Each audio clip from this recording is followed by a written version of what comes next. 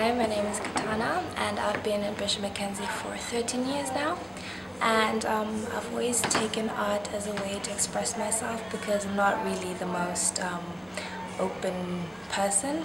I find that art has helped me express myself so that people can interpret the way I feel.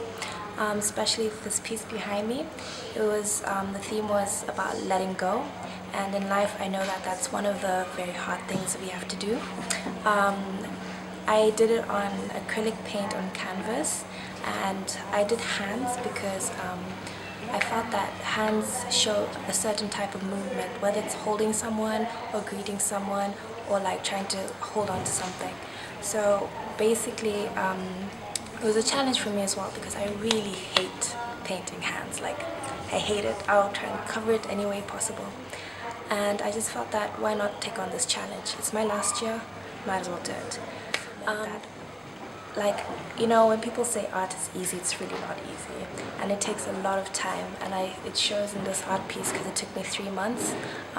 People think it's just like a painting on paper, but it's not. It has an emotional connection. Some days I didn't feel like painting it, some days I wanted to throw it away, but then I kept going, and I think, art just has really allowed me to express myself. Hi, my name is Laroto, and this is my exhibition. So basically, Bishop Mackenzie has developed me a lot as an artist.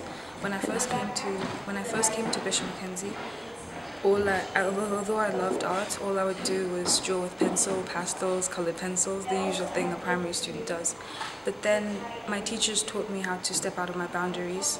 They taught me to try new materials, to express myself and not just draw what I see. So I've definitely learned that through art you can express yourself personally. You can express what you think about major topics such as the Boko Haram thing I did, and it's basically just a form of personal expression. So when my teacher first came, all we had was pastel drawings and colored pencil drawings and pencil drawings, but then she definitely taught me how to step out of my boundaries, and it was my first time actually using paint for a piece, and so I ended up doing so much more work than I've ever done before. And I used a lot of acrylic paint, oil paint. She just taught me how to use unconventional materials. She even got me to use floppy disks as a medium, so that was quite interesting too. And I've definitely learned a lot. It's my first time making sculpture too, so I've learned a lot from this experience. Hi, I'm Rachel. I came to Bishop Mackenzie in year 7, so I've been here for quite a long time.